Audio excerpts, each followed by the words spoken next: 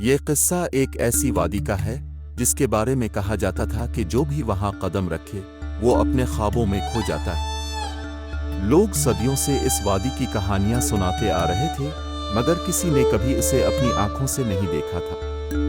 بعض کا کہنا تھا کہ یہ محض ایک افسانہ ہے، جبکہ کچھ لوگ یقین رکھتے تھے کہ کہیں نہ کہیں یہ وادی واقعی موجود ہے۔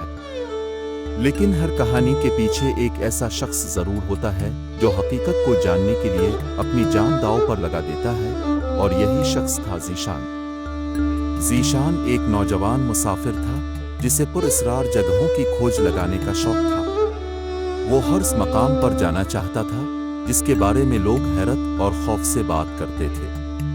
جب اس نے خوابوں کی وادی کے بارے میں سنا تو اس کا دل بے قرار ہو گیا۔ بزرگوں نے اسے سمجھایا کہ یہ وادی محض ایک فریب ہے جو انسان کو حقیقت سے دور لے جاتی ہے، مگر ذیشان کو یقین تھا کہ اگر یہ وادی واقعی موجود ہے تو وہ اسے ڈھونڈ کر رہے گا۔ ایک دن وہ اپنے سفر پر نکلا۔ کئی دنوں تک پہاڑوں، جنگلوں اور سنسان راستوں میں بھٹکتا رہا مگر وادی کا کہیں کوئی نشان نہ ملا۔ وہ تھک چکا تھا مگر اس کے دل میں بس ایک ہی سوال تھا، کیا واقعی ایسی کوئی جگہ ہے جہاں خواب حقیقت بن جاتے ہیں؟ ایک دن سورج غروب ہونے کے قریب تھا جب ذیشان ایک عجیب جگہ پہنچا۔ یہاں فضا میں ایک جانی پہچانی مگر ناقابل بیان خوشبو بسی ہوئی تھی۔ پرندے چہچہانے کے بجائے سرگوشیاں کر رہے تھے اور ہوا میں ایک پراسرار سی خاموشی تھی۔ جیسے ہی اس نے آگے قدم بڑھایا اس کی آنکھوں کے سامنے دھند چھانے لگی، اور جب دھند چھٹی تو وہ ایک اور ہی دنیا میں کھڑا تھا۔ یہ ایک حسین خواب جیسی جگہ تھی، ہر چیز اس کے تصور سے بھی زیادہ خوبصورت تھی۔ چاروں طرف سبزہ، رنگ برنگے پھول، بہتے جھرنے اور پرندوں کی مدھر آوازیں تھیں۔ لیکن سب سے حیران کن بات یہ تھی کہ یہاں سب کچھ بالکل ویسا تھا جیسا وہ چاہتا تھا۔ ذیشان نے خود کو ایک بادشاہ کے روپ میں پایا۔ وہ ایک سنہری تخت پر بیٹھا تھا، اس کے سامنے خزانے کے انبار لگے تھے اور ہزاروں لوگ اس کے حکم کے منتظر کھڑے تھے۔ وہ جو بھی چاہتا وہ اسی لمحے پورا ہو جاتا۔ پہلے پہل اسے یہ سب بہت اچھا لگا۔ کون نہیں چاہے گا کہ اس کی ہر خواہش ایک پل میں پوری ہو جائے؟ مگر جیسے جیسے وقت گزرا اسے کچھ عجیب محسوس ہونے لگا۔ یہ سب کچھ حقیقت جیسا تھا مگر پھر بھی کہیں نہ کہیں ایک خلا تھا۔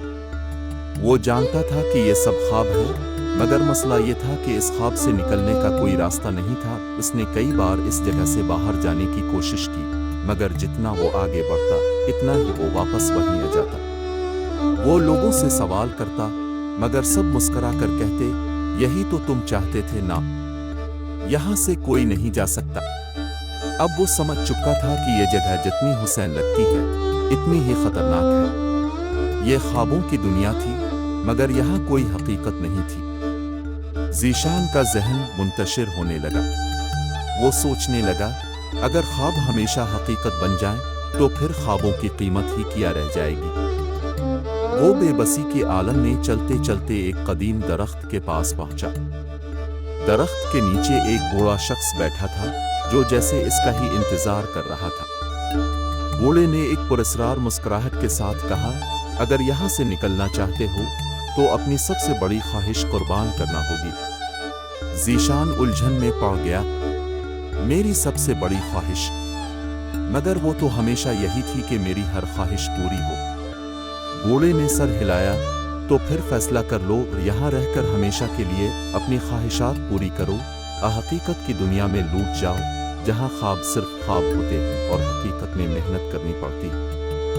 ذیشان کی آنکھوں کے سامنے اس کی اصل زندگی گھومنے لگی، وہ گاؤں، اس کے اپنے لوگ، وہ دنیا جہاں چیزیں آسان نہیں تھیں مگر حقیقی تھیں۔ اس نے گہری سانس لی اور کہا، میں اس دنیا کی بادشاہت چھوڑتا ہوں، میں اپنی خواہشات قربان کرتا ہوں، بس مجھے حقیقت میں واپس جانا ہے۔ واپسی؟